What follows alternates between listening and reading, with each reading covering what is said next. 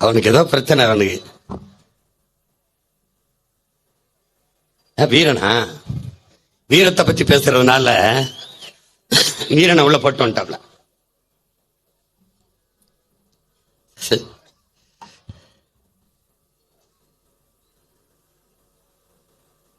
திட்டமிட்டு மறைப்பார்கள். எப்படி மறைப்பார்கள்? நம்முடைய பாட்டன் தீரன் சின்னமலையினுடைய படையிலே 3 தளபதிகள் என்னுடன் பிறந்தார்களே. ஒருவர் கருப்பன் சேர்வை, இன்னொன்று குணாளன் நாடார், இன்னொருவர் பொல்லான். ஆனால் ஐயா ஸ்டாலின் அவர்கள் இந்த பொல்லானுக்கு மட்டும் 10 கோடியில் சிலை நிறுவி திறக்கிறார்.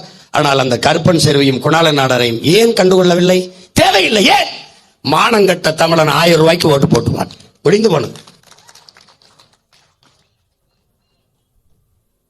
இங்கே இருக்கிற பேருந்து நிலையத்திற்கு நம்ம வீர பெரும்பாட்டன் பூலித்தேவன் பேரை வைத்தால் இடிந்து விடுமா? இல்லை அழகுமுத்துக்கோன் பேரை வைத்தால் இடிந்து விடுமா? இல்லை இங்க இருக்கிற நம்முடைய செக்கிழுத்த செம்மல் நம்முடைய பாட்டன் பாபு சிதம்பரனார் பேரை வைத்தால் பேருந்து ஓடாதா? இல்லை விடுதலை பாவலன் நம்முடைய பாட்டன் பாரதி பேரை வைத்தால் பேருந்தெல்லாம் நகராதா? வைக்க மாட்டார்கள். ஏன்? தமிழனுக்கு எந்த பெருமையும் எந்த அடையாளமும் இல்லாமல் ஒழிக்க. தமிழன் உன்னை 50,000 ஆண்டுகளுக்கு மூத்த ஒரு வரலாற்று பெருமை கொண்ட உன்னை திராவிடன் என்று சொன்ன போது நீ ஏமாந்து தலையாட்டி நின்றாய். அதனால் செத்தாய். என்ன அடையாளம் வச்சிருக்க நீ? உனக்கு என்ன இருக்கு சொல்லு, சொல்லு பாப்போம். நீ பூலித்தேவனுக்கு நெற்கட்டும் செவலில் இருக்கிற நெற்கட்டான் செவலில் இருக்கிற அந்த சிலையை தவிர வேற எங்க அடையாளம் இருக்கு உனக்கு? அந்த இடத்தை விட்டு ஆலயங்கிற நகத்திலேயே அவ்வளவுதான். அவ்வளவுதான் உன் மரியாதை.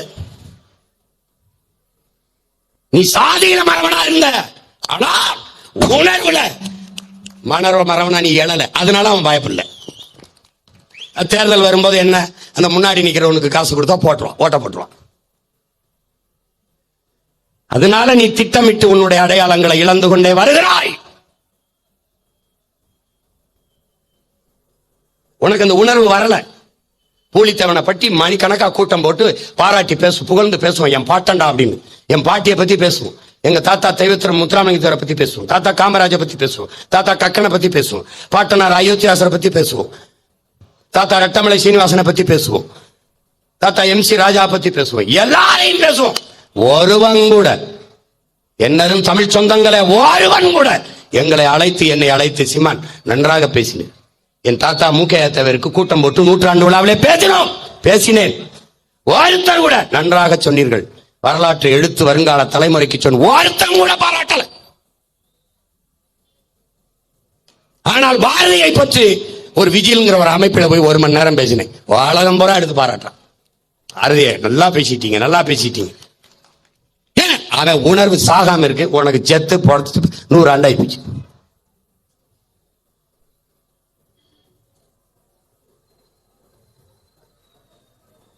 அதனால அவனுக்கு தேவைப்படல. அவன் பூலித்தவனுக்கு மரியாதையை வரமாட்டான். அவன் மருதுபாண்டிக்கு மரியாதையை கூட்ட வரமாட்டான்.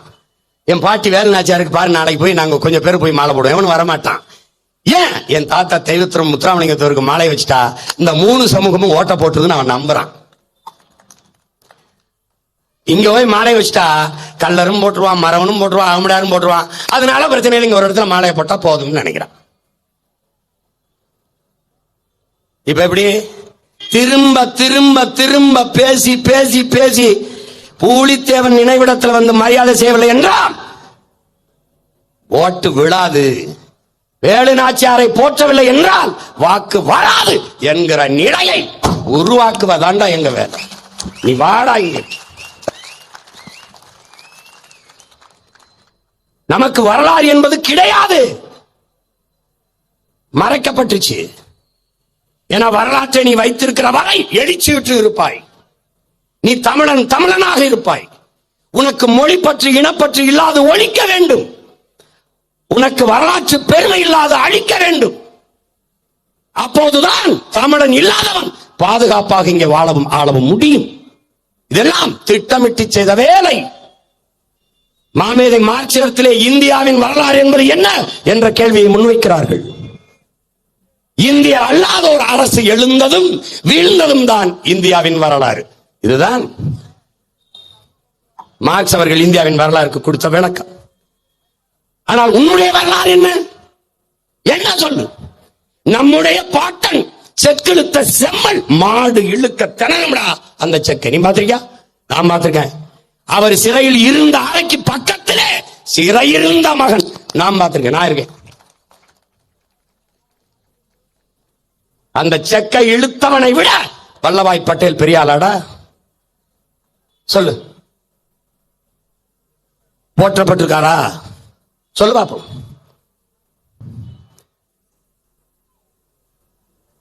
தாத்தா வழக்கறிஞர், அப்பா வழக்கறிஞர், நம் பாட்டன் வாவு சிதம்பரனாரும் வழக்கறிஞர்.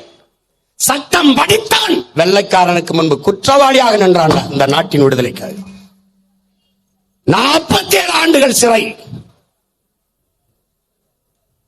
அதிலிருந்து விடுதலை வரும்போது ஒருத்தம் போய் அவரை வரவேற்க போல, ஒருத்தம் போல. சிறை வாசலில் இன்று வரவேற்ற ஒரே ஒரு பெருமகன் சுப்பிரமணியம் சிவா என்கிற ஒருத்தன் போர்வை போர்த்திக் கொண்டிருக்கிறார். காரணம், அவர் சிறையில் இருந்தபோது அவருக்கு தொழுநோய் வந்து விட்டது, குஷ்டம் வந்து விட்டது. அதை போர்வை போட்டு மறைத்து கொண்டிருக்கும் போது நம்முடைய தாத்தா கட்டி பிடிக்க போறார் நம்முடைய பாட்டன் சுப்பிரமணிய சிவாவை. வாங்க சிவா அப்படின்னு. என்னை கட்டி பிடிக்காதே பிள்ளைவாள் என்று சொல்றார். ஏன்னு கேட்குது. எனக்கு குஷ்டம் பெருநோய் வந்து விட்டது, தொழுநோய் வந்து விட்டது. இருக்கட்டும், அந்த நோய் எனக்கும் பற்றி வரட்டும் என்று ஆற தழுவிக் கொள்கிறார் நம்முடைய பாட்டன். அந்த சுப்பிரமணிய சிவாவை நான் பிராமணன் என்று புறந்தழினால் என் பிறப்பு பிழையாயிரும்டா, என் பிறப்பு பிழையாயிரும். பாரதியை பாடாது போற்றாத தமிழ் சமூகம் இருந்தா என்ன, செத்தா என்னடா, செத்தா என்னடா. சாதிகள் இல்லையடி பாப்பா என்று பாடுகிறான். அவன்கிட்ட ஓன் ஜாதி என்னன்னு கேட்டா, நீ மனித பிறப்பு தானடா. சாதி மரங்களை பாரோம் என்று பாடியவனிடத்திலே நீங்கள் என்ன சாதி என்று கேட்டால், நீ ஈன பிறவி இழி சாதி நீதாண்ட. பாரதிய பாடிட்டா பிராமணிய தேசம் வந்துருது. அப்ப அயோத்திதாசர் ரெட்டமலை சீனிவாசன் என் பாட்டன் தாத்தா MC ராஜாவை பேசும்போது பறையர் தேசியம் வந்துருதா? இருக்குதா? பஞ்சம நிலத்தை மீட்போம் என்று போராடுகிறோமே, இது பறையர் தேசியம் வந்துருதா? தேவேந்திர குல வேளாளர் என் சொந்தங்களை பட்டியலிருந்து தூக்குறா என்று போராடினால் இது தேவேந்திர தேசியம் வந்துருதா? எப்படி? கச்சத்தீவை மீட்டி எடு, என் மீனவ மக்களின் வாழ்வாதாரத்தை பாதுகாத்துக் கொடு என்று போராடினால் மீனவர் தேசியம் வந்துருதா? என்னது? பாரதியை நீங்கள் புறந்தள்ள காரணம் என்ன? காரணம் என்ன? அவன் பிராமணன். வேற ஏதாவது? வேற ஏதாவது? வேற ஏதாவது? ஆனால் அம்பேத்கர் சொல்றார், ஒரு சமூகத்தில், ஒரு சாதியில், ஒரு குடியில் பிறந்து விட்டான் என்பதற்காகவே அவன் உயர்ந்தவனோ தாழ்ந்தவனோ என்று பார்க்க கூடாது. அவனுடைய செயல்பாடு, அவனுடைய குணநலன்கள், அதை வச்சுதான் நீ உயர்ந்தவனா சிறந்தவனான்னு பார்க்கணும். இதே கருத்தை தான் எங்கள் தாத்தன் தெய்வ திருமகன் முத்துராமலிங்க தேவரும் சொல்றாரு. என்ன சொல்றாரு? பிறந்ததுனாலேயே பிறப்பை வைத்து ஒருவன் உயர்ந்தவன் தாழ்ந்தவன் பார்க்காதே, அவனுடைய எண்ணத்தை அவன் செயலை வைத்து மதிப்பிடு. நல்லவனா கெட்டவனா, உயர்ந்தவனா தாழ்ந்தவனா என்று. பார்ப்பனன் பிராமணனாக பிறந்து விட்டான் பாரதி, புறந்தள்ளுகிறாய். அப்படி என்றால் அவன் தமிழை புறந்தள்ளுகிறாய். எப்படி? அவரை புறந்தள்ளிட்ட. சரி, இப்ப நாங்க எங்களுக்கு பென்னிக்குயிக் வந்து எங்களுக்கு முல்லை பேரியாற்றில் அணையை கட்டி கொடுத்தான்.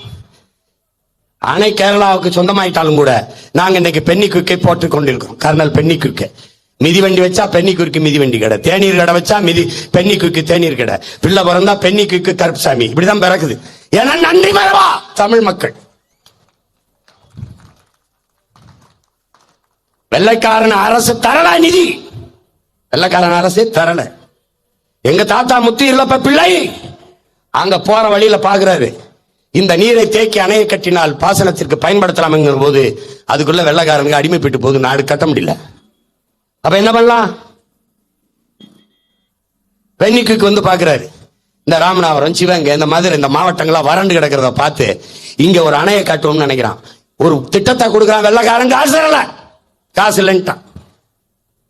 அந்த மகன் தன் சொந்த நாட்டிற்கு சென்று தன்னுடைய குடும்பத்தில் தனக்கு உரிய சொத்தை பிரித்து வித்து அந்த காசை எடுத்துக்கிட்டு வந்து அணையை கட்டுறான். அந்த அணையை கட்டுறதுக்கு அவனுடைய மனைவி 300 பவுனுக்கு மேல தங்க நகையை எடுத்து கொடுத்து, இதை வித்து இந்த பணத்தை வைத்துக்கொள், நீ புனிதமான ஒரு காரியத்தை செய்ய போகிறாய், அதற்கு பயன்படாத இந்த நகை எனக்கு எதற்கு என்று எடுத்து கொடுக்கிறார். அந்த மகன் தன் சொந்த சொத்தை விட்டு விட்டு வந்து எங்களுக்கு அணையை கட்டி கொடுத்தான். இப்போது நாங்கள் இந்த பெண்ணிக்குக்கை எங்களை அடிமைப்படுத்தி ஆண்ட வெள்ளைக்காரன் என்று புறந்தள்ளுவதா, இல்லை உள்ளத்தில் வைத்து உயிருக்கு மேலாக போற்றுவதா? மாட தமிழ் மக்களே, சிந்தியுங்கள். தமிழின் மேலிருந்து பற்றின் காரணமாக தமிழை படித்து படித்து வந்த ஜியு போப் திருவாசகத்தை மொழிபெயர்த்தான், தேவாரத்தை எல்லாம் மொழிபெயர்த்தான். பிறகு இங்கு ஒரு தமிழ் மாணவன் உறங்குகிறான் என்று என் கல்லறையில் எழுதி வைங்கள் என்று உயிர் நீத்தான். அவனை வெள்ளைக்காரன் என்று புறந்தல்லட்டா? ஜெர்மனியில் இருந்து மதம் பரப்ப வந்த ஜோசப் பெஸ்கி தமிழின் மேல் இருக்க பற்றின் காரணமாக வீரமா முனிவன் என்று தன் பெயரை மாற்றிக்கொண்டு தேம்பாவணி என்ற நூலை எழுதி தந்த அந்த பெருந்தகை ஜெர்மானியன் என்று புறந்தல்லட்டா? எப்படி இவர்களெல்லாம் புறந்தள்ளினீர்கள்?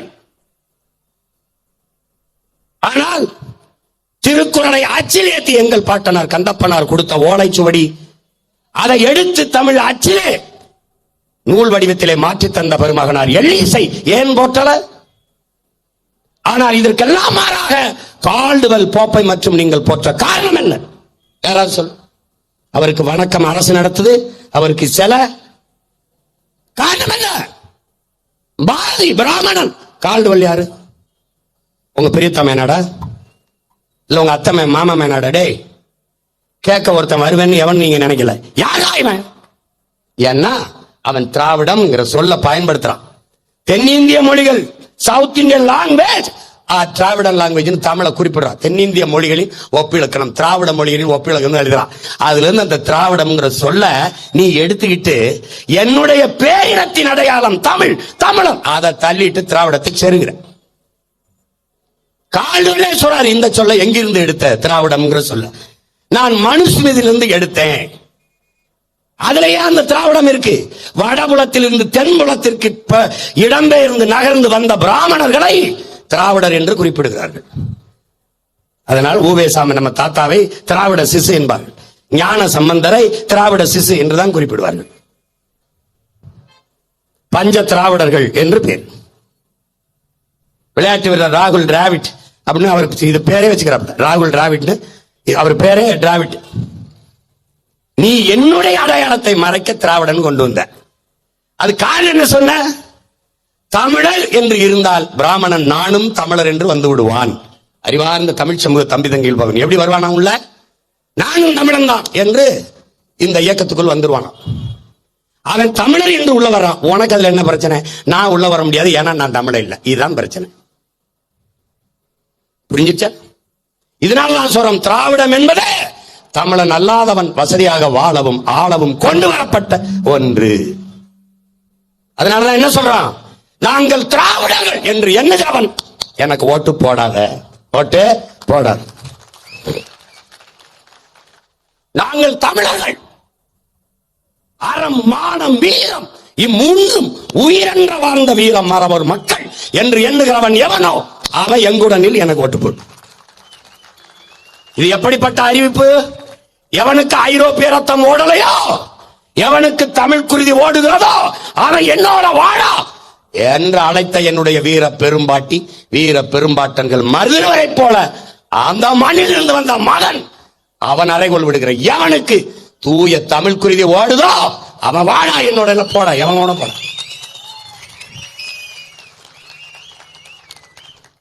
ஓட்டா போடு, போடலைன்னா போ.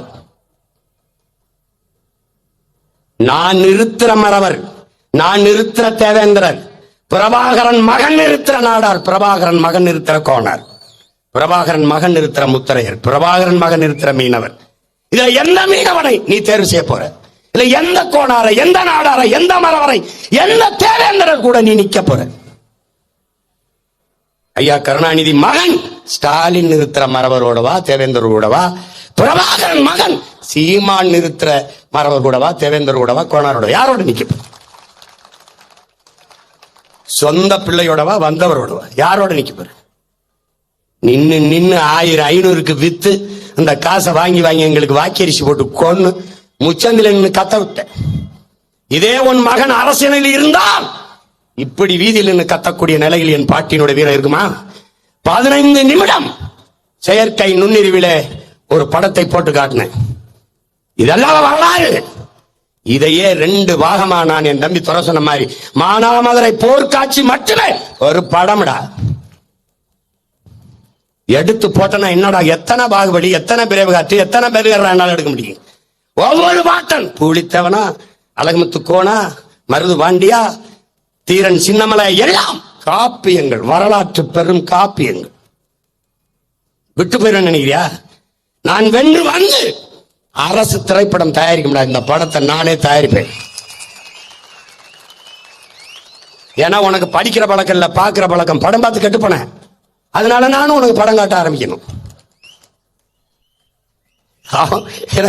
வழி என்ன இருக்கு? நீ புறக்கணிக்கப்படுவா. வரலாற்றில் உன்னை புறக்கணிப்பான். உன்னுடைய பேரன்பும் பெருந்தன்மை உன்னை வீழ்த்திடுச்சு. நாம் அண்ணல் அம்பேத்கர் அறிவாசானை போற்றுகிறோம். எல்லா இடங்களிலும் அண்ணல் அம்பேத்கருக்கு திருவுருவ சிலை வைத்து நாம் போற்றுகிறோம். அதற்கு முன்னவர் நம்முடைய பாட்டன் அயோத்திதாச பண்டிதர்.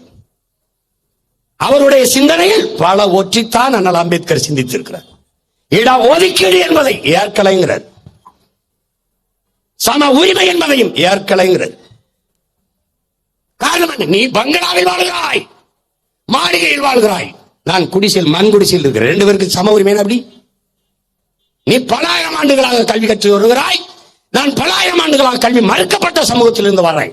2 பேருக்கு சம உரிமை. நான் இப்படி நீ 3 வேளை சாப்பிட்டவன், நான் ஒரு வேளை உணவுக்கு போராடிக்கிட்டு இருக்கிறவன். 2 பேருக்கு சம உரிமை. நான் அப்படி அப்ப என்ன பண்ணு? உரிய உரிமை, உரிய பங்கு கொடு.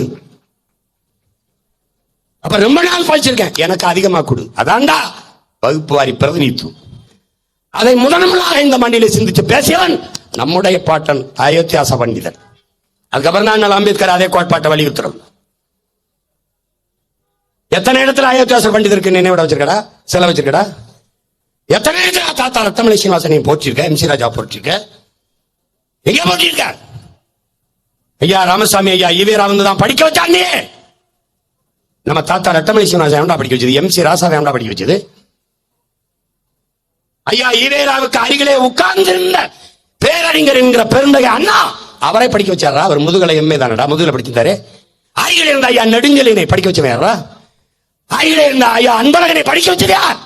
ஐயா ஈவேரா இல்ல, நம்ம பாட்டன் அண்ணாமலை செட்டியாரா. அண்ணாமலை பல்கலைக்கழகத்தில் பயின்றவர்கள். சும்மா நீ சொன்னது நம்பிடுது. அவர் தான் படிக்க வச்சது, அவர் தான் வீடு பண்ண. ஒரு உண்மையை நீ இருந்துக்கடா. இவங்க குடிக்க வச்சவங்க, படிக்க வச்சவன் நம்ம தாத்தா காமராஜரா.